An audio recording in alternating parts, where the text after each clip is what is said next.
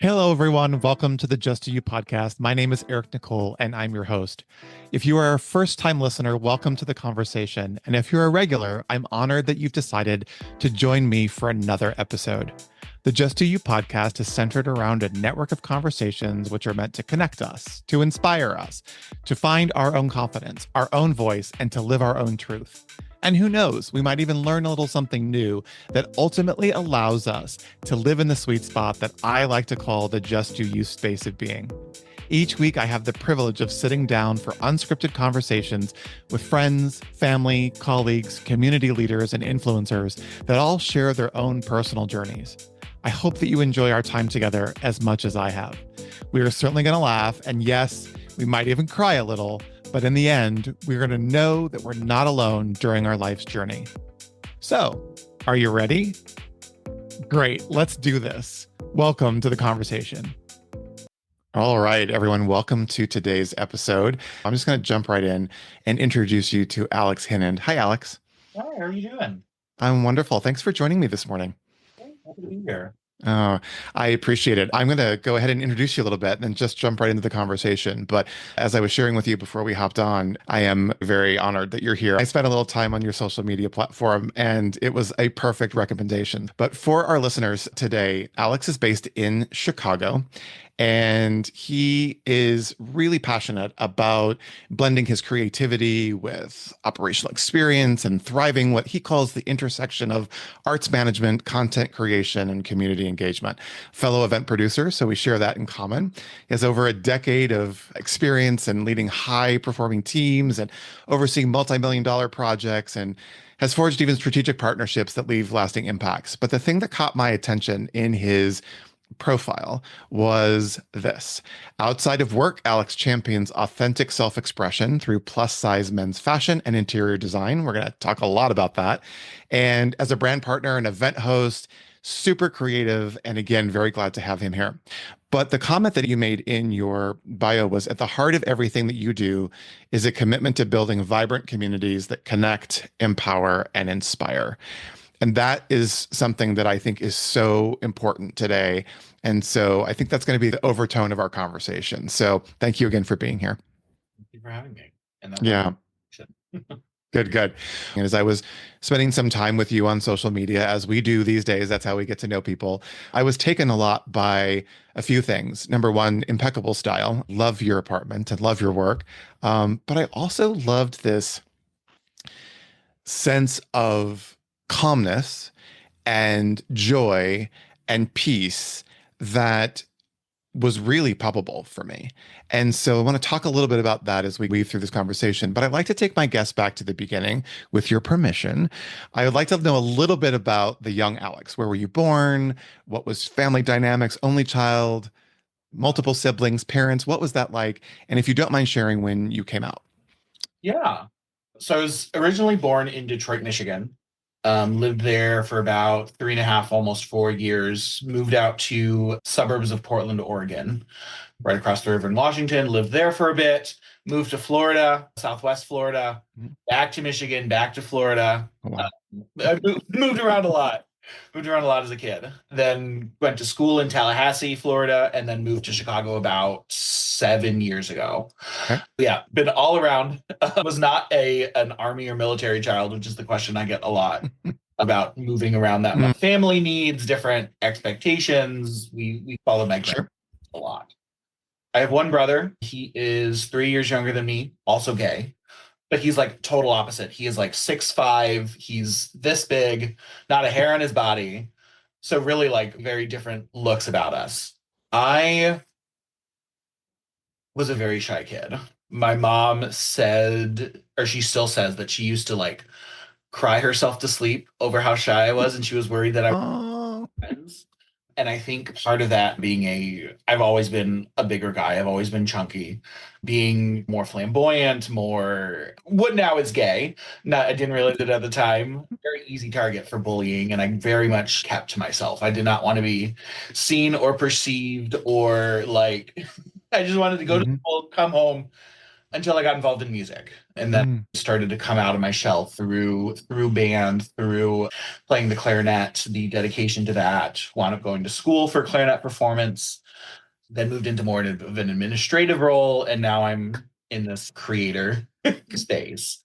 So that's kind of like the very business version of Sure. who am I. Yeah, my parents are still together. So I grew up in a nuclear family of two kids.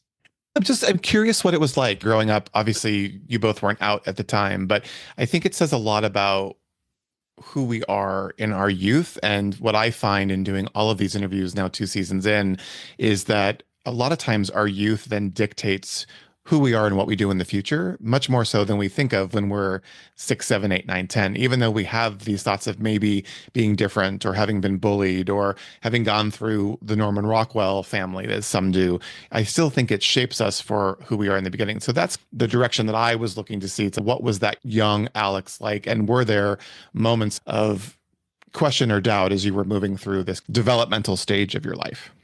Yeah, there absolutely was some of that doubt, and not so much on the gay side, to be honest. I feel like being frankly, I identify as fat. I don't think of it as a bad word. It has a lot of negative stigma, but it is like just a descriptor. That's a word that I've worked a lot to reclaim in the online space, especially. But as a fat kid, that was what predominated my yeah, that's Yeah, yeah, that's a word. Sorry. dominated. Yeah, dominated your life. Yeah, Sure. it dominated my life. That was what like most of my thoughts were from, around wanting to be smaller, wanting to lose weight. Like my pediatrician put me on a diet when I was 7, and I had to then go in every month to see him to see if I had lost a pound. And my mom did every single fat diet or fad diet under the sun. She did Weight Watchers, she did Atkins, she did all of these things that I did with her as well, as her chunky child that needed to lose some weight. Sure. So that, I feel like that part of my life took up such a big space that I didn't have room to like doubt or question being gay until like middle, maybe a little in middle school. But then I really crammed it down until college. Sure. It really took over my life, Yeah. band and all of those kind of things. So we'll have to talk about band because we share that in common as well.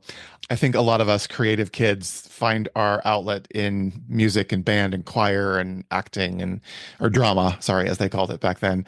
I'm curious, you say that being unapologetically fat is a political statement. What does that mean? Explain that. I think that really in the last 4 or 5 years, as we've seen our politics get so much more conservative, there's been a big wave back towards thin as in and frankly eating disorder inspiration and all of this content that really focuses on being as tiny as possible, where maybe pre-COVID the pendulum had swung a little bit towards a more body positive, body acceptance, body neutral world. I wear size 38 or 40 inch or waist, which is the average waist size in the US. I Mhm. can really no longer buy any pants in store.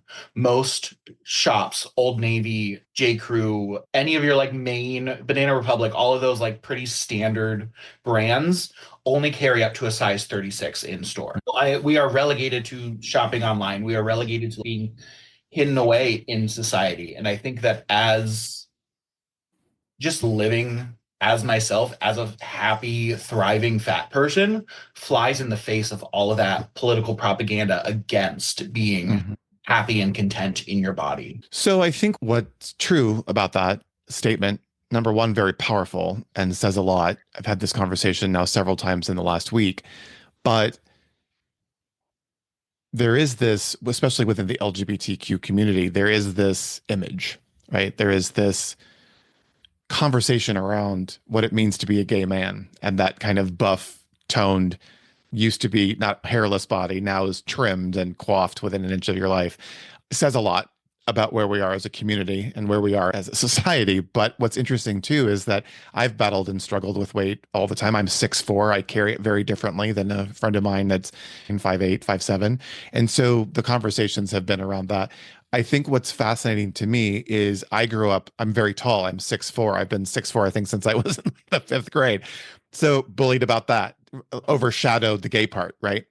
What's hard for me though, like you said, buying clothes off the rack, I can't buy clothes off the rack because I'm too tall and my arms are too long. And so Banana Republic, always a pipe dream for me in school. I couldn't wear it. I had to roll the sleeves up. Now I grew up in the 80s and I was in high school from 80 to 84. I know I'm much older than you, but that was the preppy stage, right? There were khaki pants, blue blazers, and white shirts. So I get it. I really get it. And I'm grateful that there are people that are out there living this authentic truth. And I find that to be predominantly true, especially within the bear community. And I'm using that as a general term in this conversation. But the thing that I've been most fascinated by talking with Peter and John is this body positivity is emblazoned within that segment of our community. I've never seen it that any other way other than within that community. There's always the sense of I have to be fit, and you guys just love yourself and embrace yourself. And it doesn't mean that you don't have the conversations. It doesn't mean that you have the underlying doubt or shame, if you will. I'm sure we all have that. We wouldn't be human if we didn't. But where do you think that comes from? This sense of empowerment within that segment of the community? I know for me personally, it was this like when I went off to college, started to come out, started to understand all of the like gay subset, Stuff. like a better term, different groups, different dynamics. Stuff. Yeah. Yeah, it was learning about the bear community and people that looked like me, people that had body hair. It was one of the first times I ever really like felt attractive and desirable to realize that there is this group of people that like want somebody who looks like me. Where from the 20 plus years of my life before that, I was told and made to feel that like I was completely undesirable. And to go out and see that kind of a community that is thriving in certain places, this yearning for again a body positivity or a body acceptance outside very kind of stereotypical buff gay Mhm. male perception that we all have.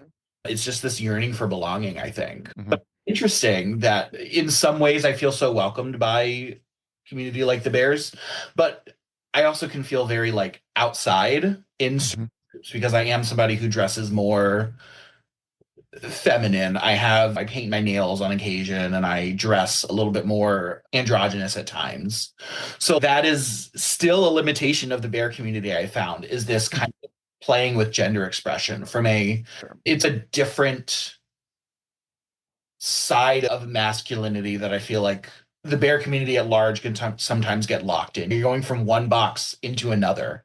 Yeah. And Peter, who you interviewed last week, was on last week's episode, talk a lot about the differences between being gay and being queer, how that kind of shows up in our lives. And I know Peter feels very similarly of even though we have these characteristically bearish figures, it is not always a group that feels the most welcoming to us because it still feels like such a gendered group. There's a lot of hyper masculinity that is still very present in some bear events and some groups and some things. Yeah. I think it's important for our listeners that at the end of the day, we're human beings. At the end of the day, we are also individuals. At the end of the day, we make our own choices and we decide what works best for us in terms of how we dress and how we express ourselves. And I long for a world, especially in these current circumstances that we're in, where we're being shoved farther back into the closet than we were, although they don't know what's coming for them. Because I say you all, there's two groups you don't piss off, women and the gays, because we come out fighting. But I have been fascinated by watching some of the content on social media around masculinity and what it means to be masculine. And I will say this, there are many people listening on audio and don't see you. You have the most gorgeous hair.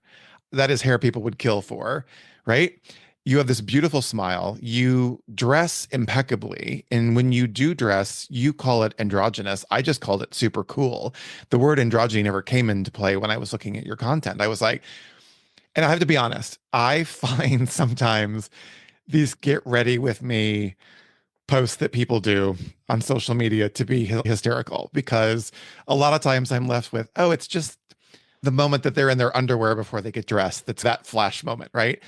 And so when I started to watch your content and watch you put your outfits together and watch you have this style, what I really was captivated by was this you own your sense of style. You own your confidence in those clothes. And like I said, I didn't see androgyny. I just thought, oh God, this guy's super cool. Is this what Chicago's like? I was intrigued by this, but it's because of how you handle yourself. The fact that you paint your nails is incredible. I am hoping, I'm working on it right now for an upcoming episode to talk to this founder of an organization that is helping cisgendered straight men paint their nails and the expression of what happens with them when they go out into public. I think it's amazing. We need to get to a point where we get to wake up in the morning and we get to embrace and celebrate who we are, regardless of our weight, regardless of our height, regardless of our whatever. We just wake up and we're proud of who we are. And I think Peter said this. It's like, what would life be like if you just woke up in the morning and you didn't judge yourself for looking in the mirror?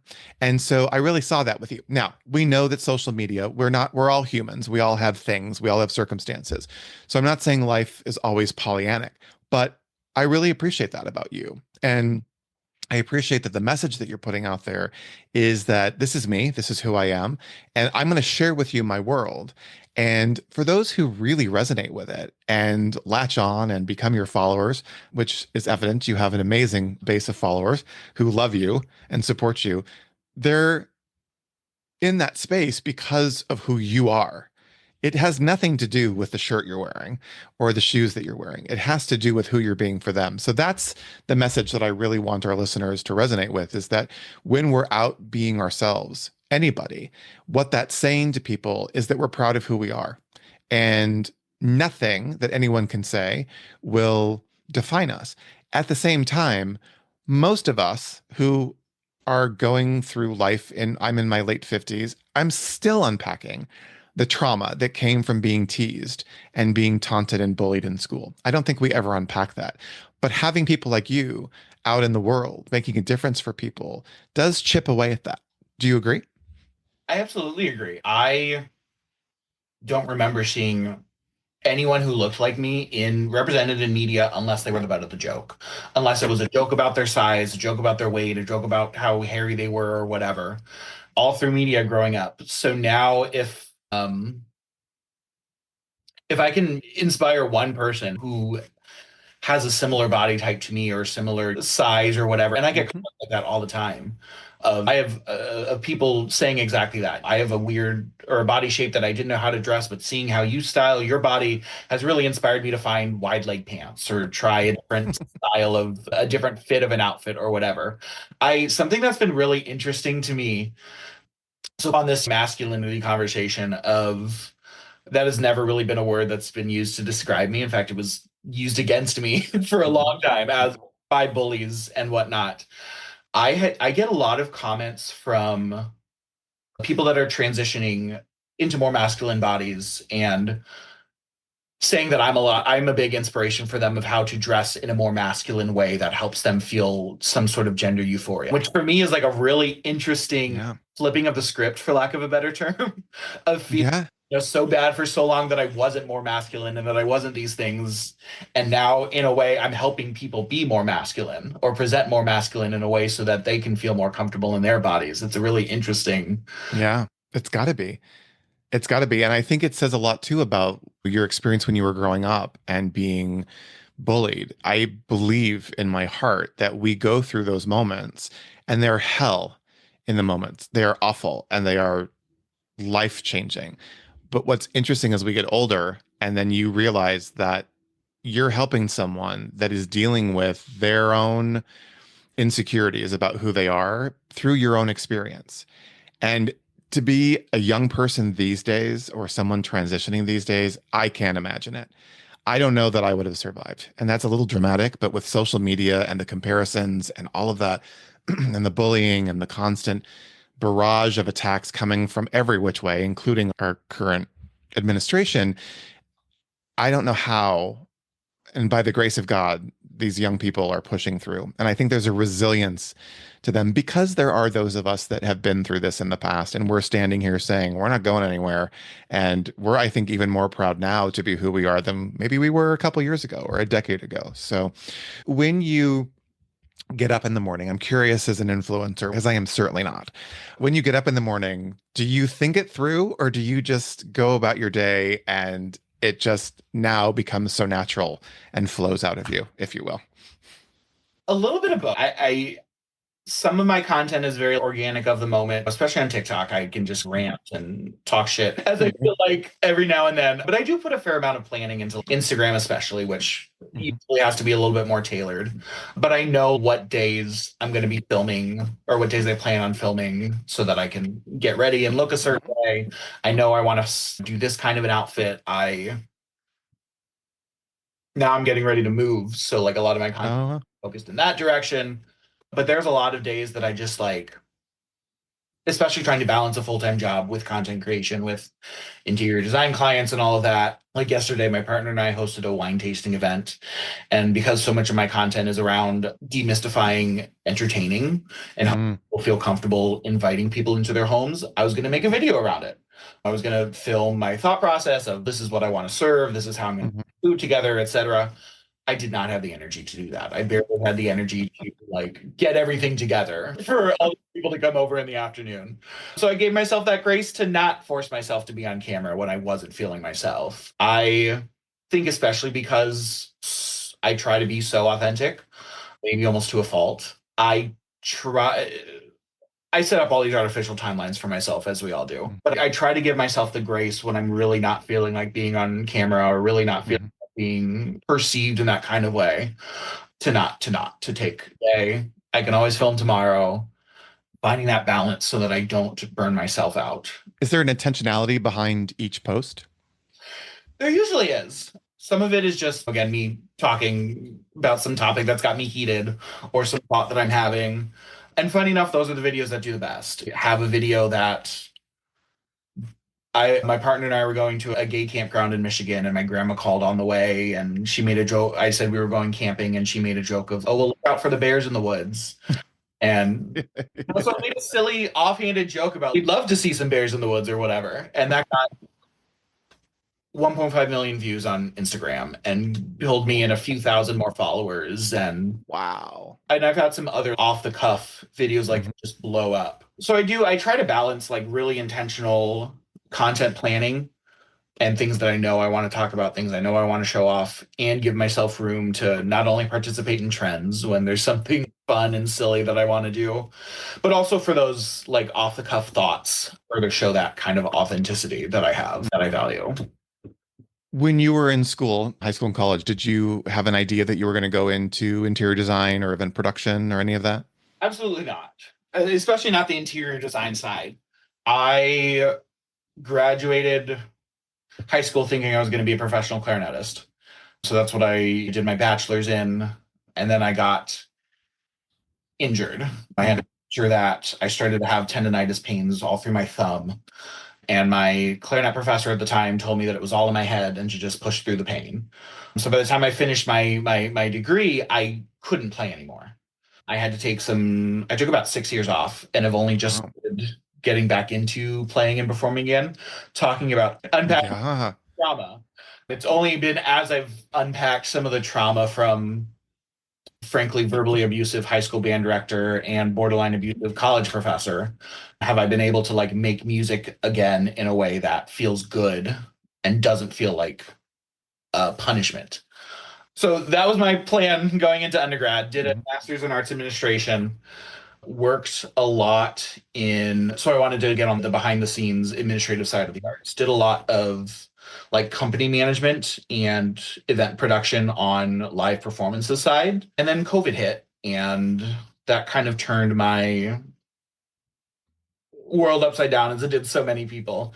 I really got frustrated with the lack of action from arts organizations from a COVID perspective of arts organizations have been talking for years about how their audience was graying and dying and they needed to introduce welcome new audiences and make more people feel connected to the art. What a perfect time to restart Wow. and try new things and see how you can attract a new audience in when you don't have to get people to come to the theater none of that happened. Many organizations like sitting around, including where I worked at the time, organizations just sitting around twiddling their thumbs waiting for COVID to end.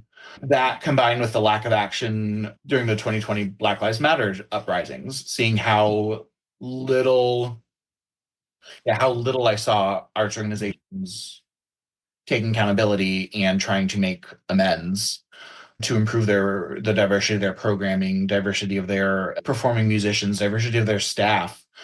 So I left the arts, worked in community organizing for a couple years. Did not really enjoy that the way that I thought I would. Saw there's still so many problems in the nonprofit world as it exists. But there were just a lot of issues in Yeah. the organization of classism, of educational elitism, and like all of these things that like didn't seem to line up with the work that we were doing externally. So went back to the arts. And really since then, I think as so many of us have been looking for, I was craving more flexibility in my schedule, more freedom to take more time off, to travel, to work for myself, to do set up my own guidelines and expectations, and stop giving so much of myself over to other people and other organizations and other communities. So that kind of went hand in hand with starting to build a channel during the COVID lockdowns. Mhm. My ex at the time, and that the unhappiness there, and trying to find an outlet. All of those paths merged to bring me to where I am today with content. With I didn't start it thinking that it would be a full-time income, and it's not yet, but I would love to get it to that point. Did it surprise you that so many people are going to jump on the Alex bandwagon? Did that surprise you? It does. I was at a point I'm thinking about a little over a year ago was when my platform like really exploded. I went from just around 10,000 followers to 25,000 over the course of like truly 3 days. I had two videos that blew up simultaneously that brought so many new people in, also brought a lot of hate my way. Oh, sure. Anytime a video gets almost 3 million views, like bad negativity thrives on social media algorithms. And the more that they can push my video to people that they know are going to hate it and leave an angry comment, that is attention on their side. So Right. it's Does that motivate you to do more, or does that hinder you? What, or is it case by case basis? a little bit of both. I have very thick skin as far as one-off comments and all of those things go. I can take it in stride and make jokes around it and make content around the very stupid things that people say and comment. But when it starts to come in, when a video really starts going viral on the wrong side of the algorithm and getting hundreds and hundreds of comments, Mm, you to kill yourself, it gets overwhelming. Just that sheer it's the volume of it that really starts to like in the way of my creativity and my content. And then I've now that it's happened 4 or 5 times, yeah, I know I need to take a step back, leave the phone alone, let it die down on its own, and then I mm, can restart. But ultimately, it does motivate me to keep yeah, in what shouldn't be controversial content, but is controversial content. sure. Yeah, a little bit of both. Yeah, I think it's really revealing. I was talking with someone a couple weeks ago, and I said so much of the hate that comes is, and it's easier said than I think understood, is that's all about them, right? The comments that come don't have anything to do with you. And I asked, her name is Bambi Salcido. She's head of a trans organization here, trans Latina organization here in Los Angeles. And she gets it daily. And I said, why do you think there is so much hate? Why do you think it comes back at you? And she said something very interesting to me that has completely changed my perspective on social media and these responses. And that is that if you can think that someone who's coming after you like that is simply upset that you are actually outliving your authentic life and they can't, then I'm hoping what it does for people, and it's certainly done this for me, is it diminishes the attack because it makes me feel sad for them and longing for them and have some empathy for them that maybe one day they'll learn what that feels like to truly be themselves and to be self-expressed and learn. And I get a lot of flack for saying that because they want to annihilate people, but I'm like, why are we going to give them back the same thing that they give us? Just I have some compassion and say, I feel sorry that you haven't been able to fully live your self-expressed life. And so I don't know, I don't have millions and millions of views on my videos and on my posts yet, but I think learning from others and their conversations, it would motivate. There was a time in between seasons that I really questioned, especially around the time of the election. I'm like, do I really want to do this? Do I have the stomach for it this year? Do I want to keep pushing through? And a very good friend of mine and someone who I hold very dear said, yeah, but if you help one person, if you make a difference in one person's life by listening to your episode, or Alex, seeing one of your posts, and we help one person feel a little bit better about themselves or get some courage and confidence, then we've done our job. And that far outweighs all of this hate that comes at us. And so I want to say thank you for finding that space to push through. And again, I liken it back to the bullies back in school is I believe in my heart, and I'm not a very religious person, but I do believe in spirituality and higher powers and intention and universe. But I believe everyone is put on this earth to be of service to someone else or to others, I should say. And when we learn that, we don't know that at a very young age, but when we learn that in our adult years, it makes a lot of sense of who we were as a child and the bullying that we went through. And I used to hide in, again, it was 1980s. We walked around in loafers and khaki pants rolled up and blue shirts. And we carried a handbook, for God's sakes. It was the preppy handbook. I wish I still had that book, by the way.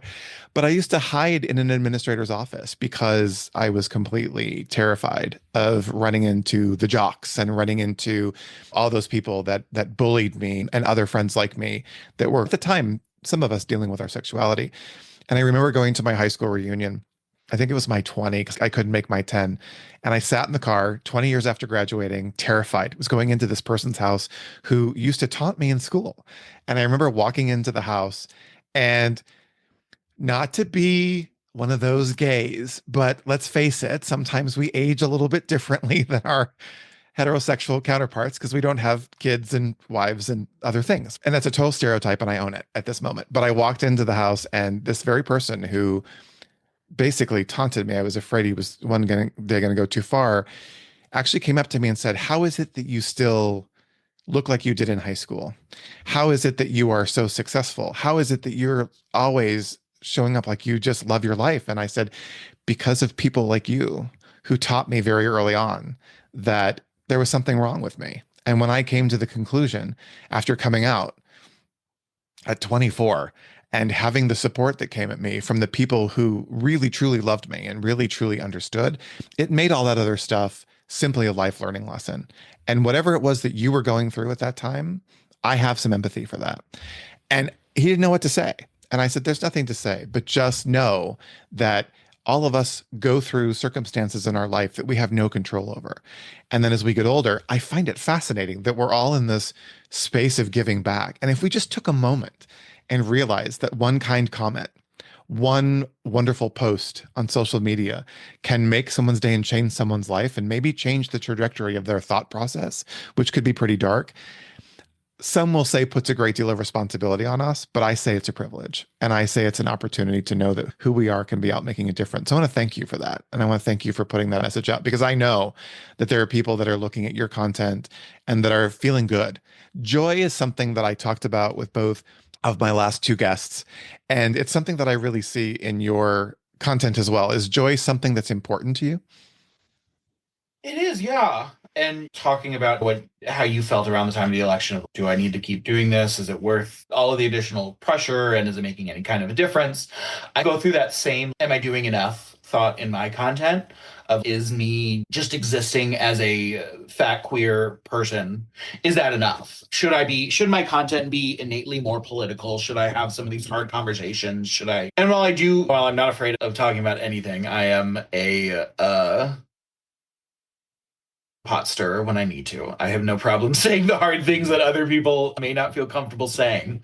I think there is a lot of weight in, yes, could I be doing more? Yes, we all can, in theory, be doing more. But I think there is something to be said for just showing up as a happy, fat, queer person, living a life that I have built for myself that I love, helping other people do the same thing for themselves, helping them get comfortable having a friend over for dinner and building a community in their home and showing how much fun and how simple it can be.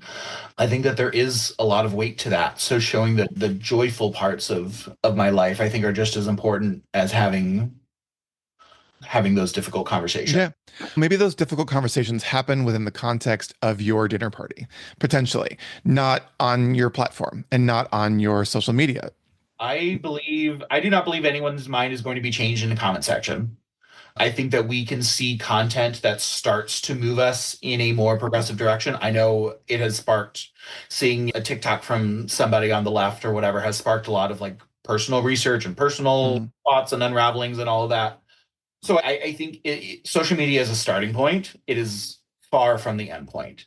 All that, yeah, I think you're right. By creating a comfortable atmosphere in my home where everybody feels comfortable and welcomed and can let their guard down, can allow some of those more difficult conversations to happen.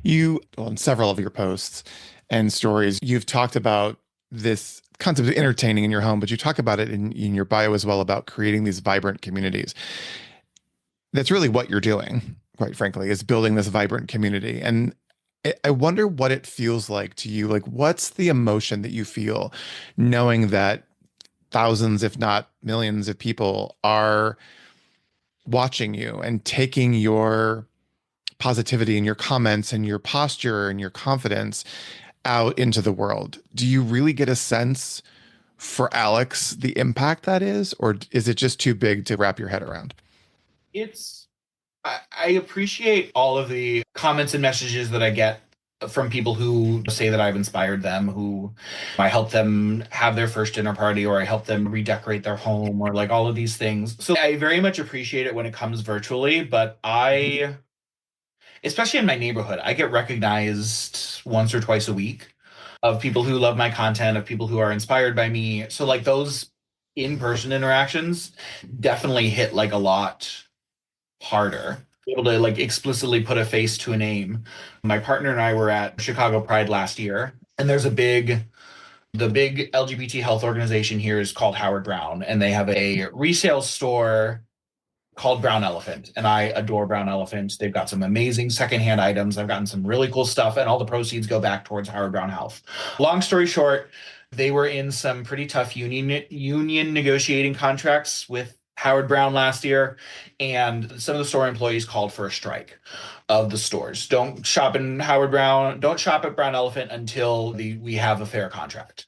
So I made a again off the cuff TikTok about so we're not shopping at Brown Elephant right now. Here are some other thrift stores that you can check out instead. So we're not crossing this picket line. And someone who worked at Howard Brown, who worked at Brown Elephant through all of their negotiations, saw me at Pride with my partner and came up and really thanked me for that, for advocating and showing up for the workers and utilizing my audience to help further their negotiations. Hopefully 1 to 10, 20 people saw my TikTok and decided not to go to Howard Brown when they might have otherwise. So all that to say, those real like in-person, tangible interactions really do hit home of what have some impact. I do have some reach. I am making a difference. Yeah, and I think we all in this current moment have a lot of rage inside of us. I actually had a date yesterday, which was lovely, but was engaged in this conversation about that anger and about that rage and what do we do with it? How do we channel it? How do we most impactfully make it? I am not someone who's going to go online and post and recopy and repost everyone else's posts about the post. That's not my way of doing it. I have my way and my way works for me, but it's important for us as a community, as we talk about building vibrant community, to find that outlet, to be able to have a conversation and to be able to look past it.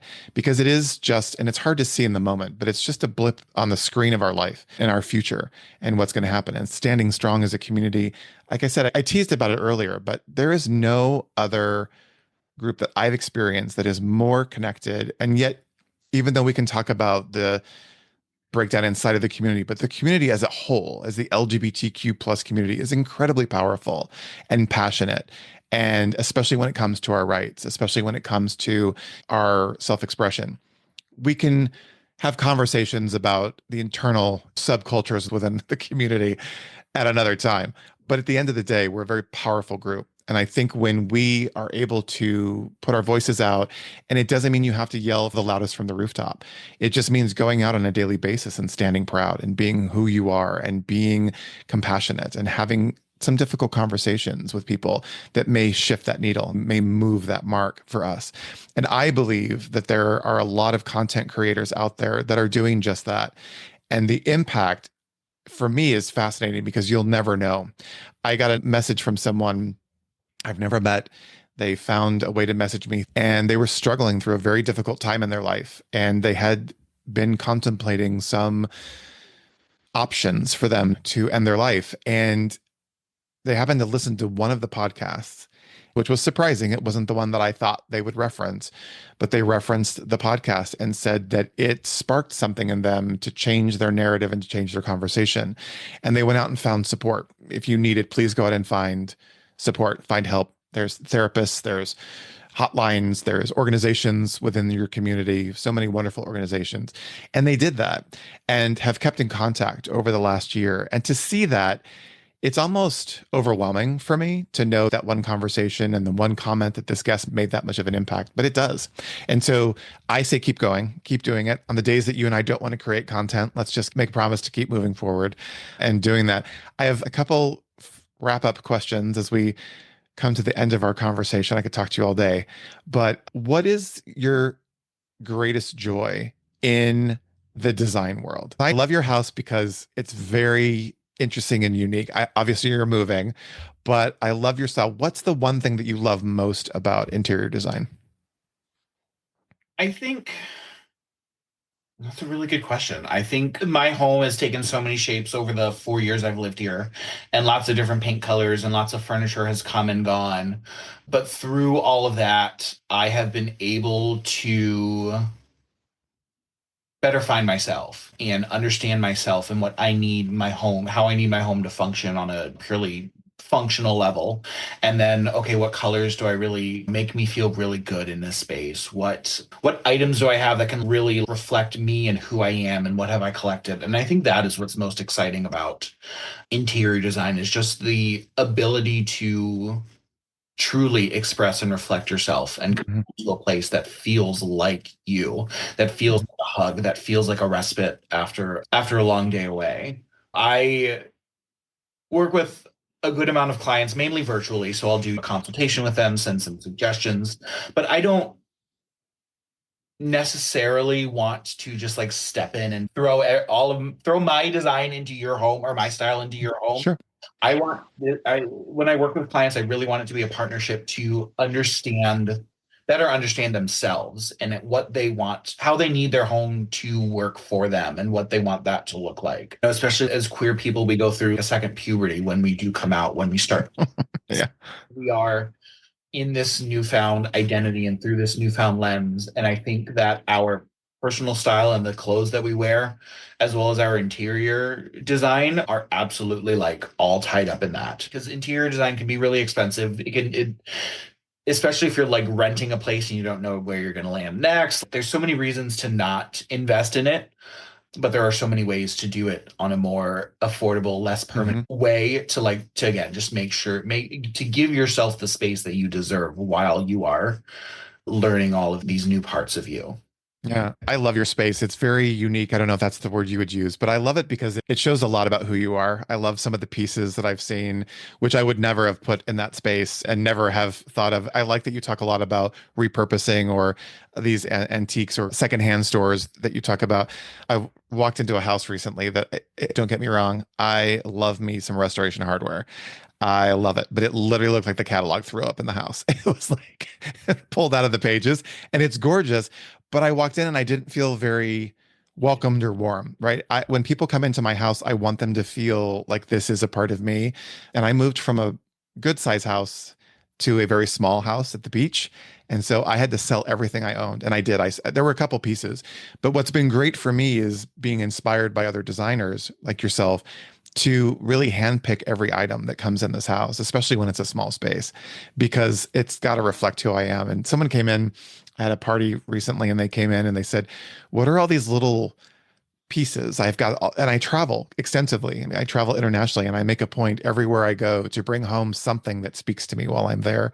And it could be a little something to a bowl that I literally hand carried back from Africa, which was the biggest pain in my ass.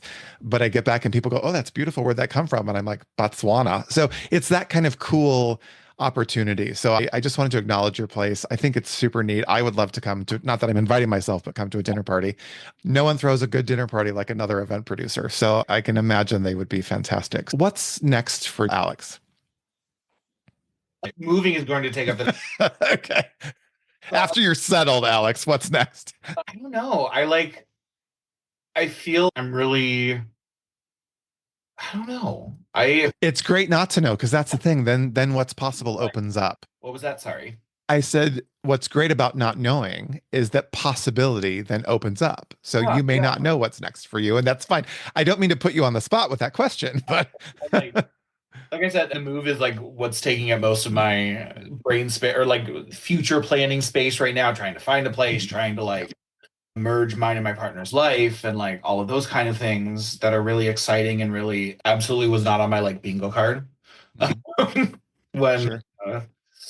really just want to like continue settling into the online space that I've created. I went through an existential thought exercise of what am I doing right now? What do I want to be doing right now in this political landscape? How can I feel like my content is doing something to help?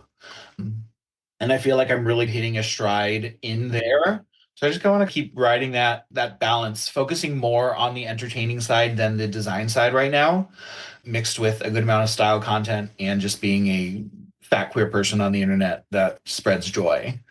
We need that and more of it. So I say kudos to you and keep going because I know for a fact it brings joy to my life. And I've really enjoyed getting to know you through your social media. And I've really enjoyed spending some time with you today and giving us a little glimpse into Alex's life.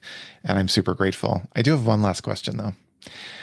If you could go back to that young Alex in elementary school, in middle school, who was under this constant state around the bullying, what would you say to him about his life today?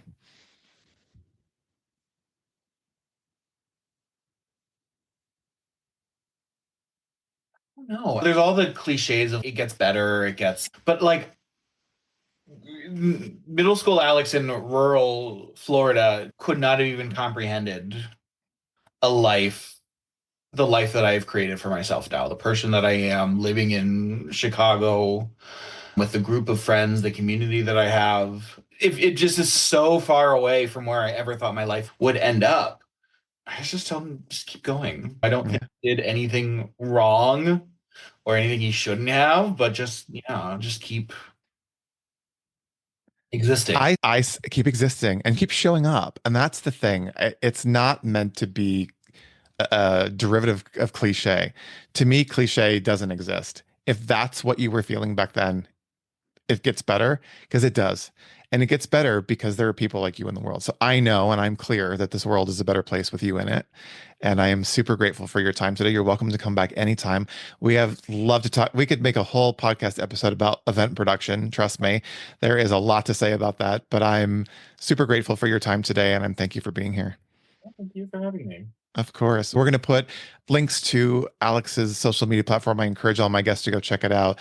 Thank you for being here again today. Thank you for listening. And I hope our paths cross again soon. Take care. Thank you. All right, everyone. Thank you again for joining us on today's episode. I hope our conversation resonated with you like it did me, and I cannot wait to sit down with you all again next week.